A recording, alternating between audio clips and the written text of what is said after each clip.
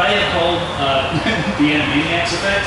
If something is made for kids, but adults like love it just as much. My Little Pony. My Little Pony, SpongeBob, yeah, there's plenty of things. So you have to create the adults or the kids, so the parents can allow the kids to watch it. Right. And actually, the first thing that I ever saw is, I don't know if you guys ever watched Darkwing Duck back in the day. Yes. I used to rush home to catch that, and sometimes I'd find my mom sitting there watching it way before I got home.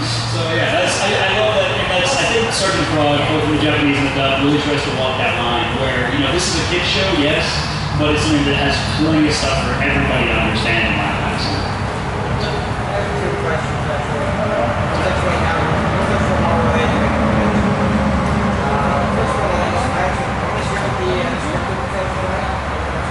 But I actually am not sure. I think I'm going to be there, but I have to send an audition off, and I have to figure out a time I can record that and send it in. But if I do plan on being there, I just don't know if I can get it right at the start.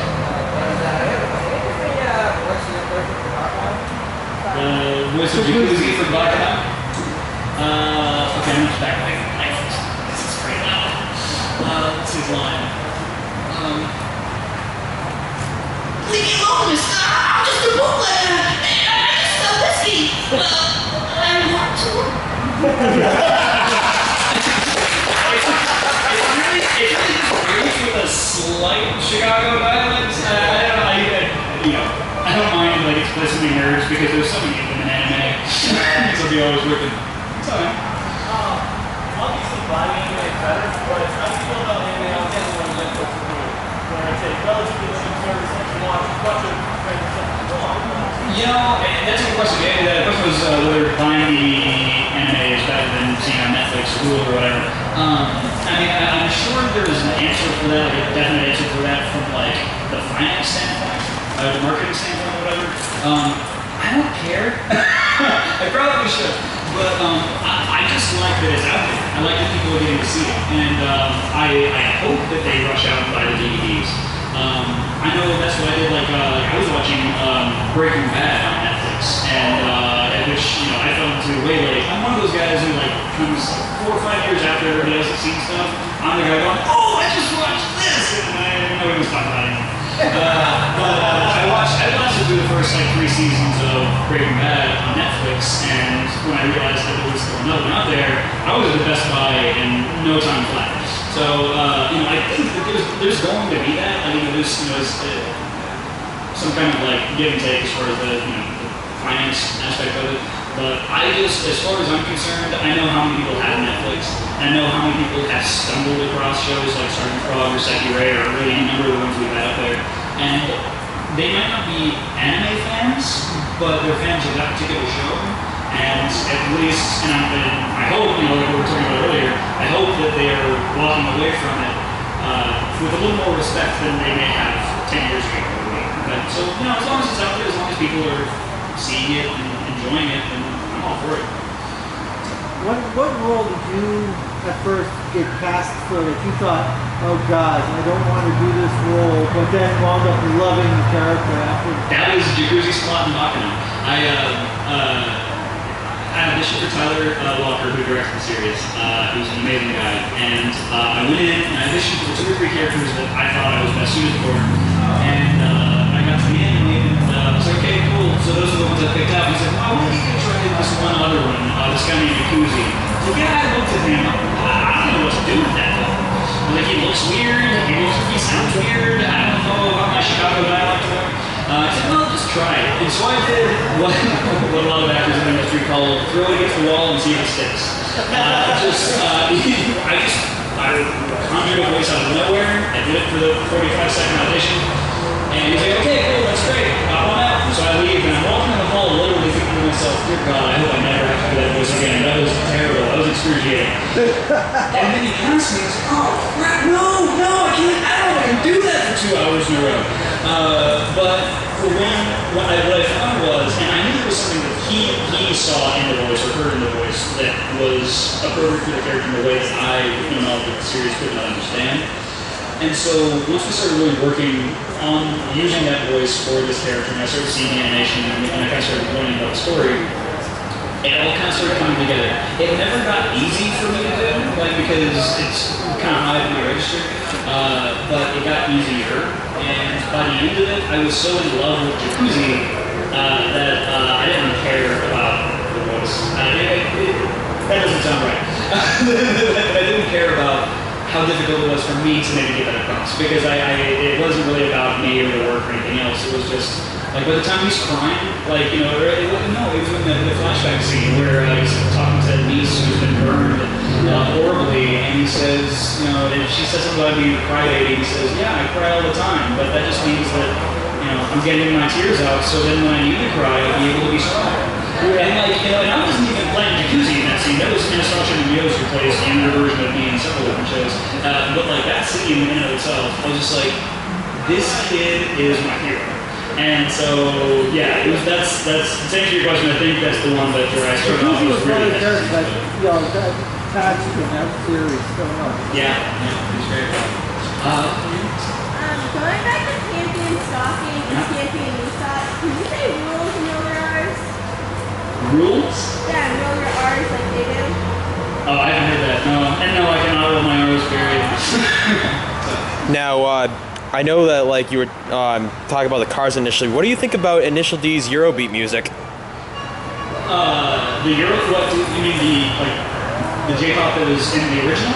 Well, yeah, like when Funimation redubbed it, because I know that when Tokyo Pop first dubbed it, like that was terrible because they took out pretty much everything and made it their own special thing. And then when Funimation finally redid it, they finally went back to the original, used the Eurobeat music and the original music and everything else. I never say anything bad about another company or another director because God knows everything that I put out. I'm sure I can go back to everything I've ever worked on and go, I wish I'd done that differently.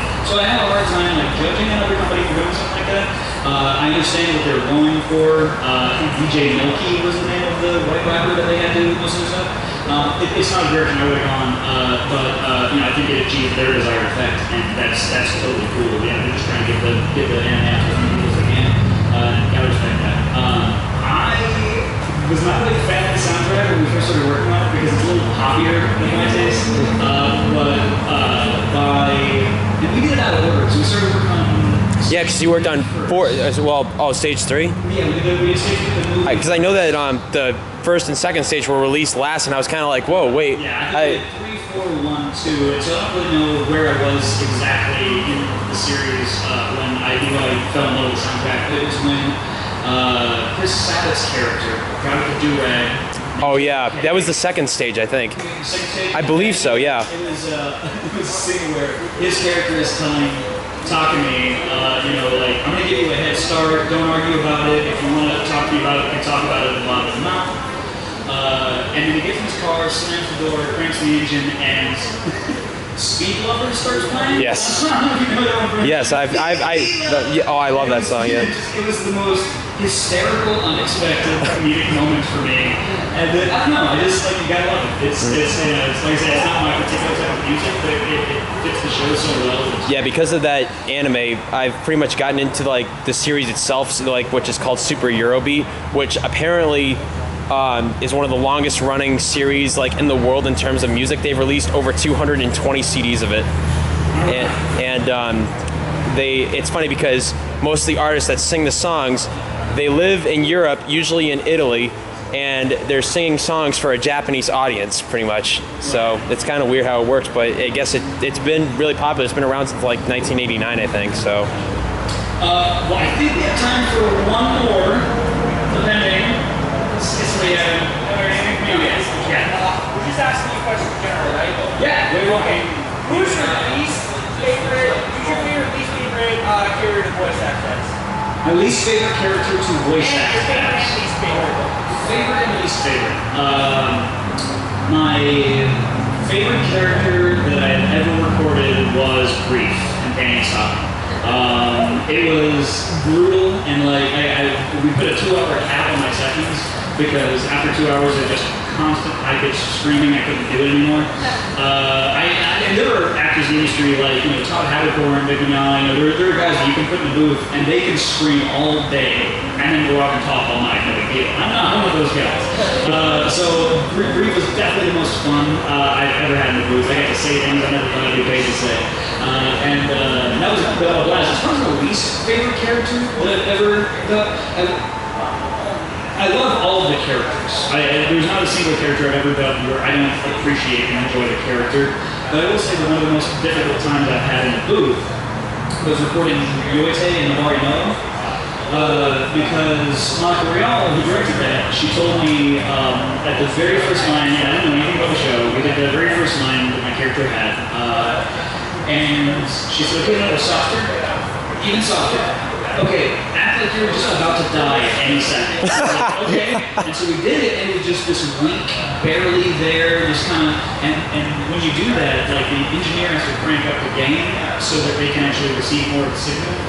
Because it's so soft, and when that happens, you start getting a lot of mouth noise and spit and cow pops and stuff that you can hear a lot on public radio, but you really don't want on anime. And after we recorded that line, she was like, okay, that's perfect. And the engineer's looking at her like, really? I have to clean that? That's terrible. And she was like, okay, that's the most alive your character is for the entire series. He dies slowly over the course of the next 13 episodes. And so I have to go from what you just directed me to be act like you are inches from death, and now I have to make that the most alive that I've ever been in the show, and look down from that. Right.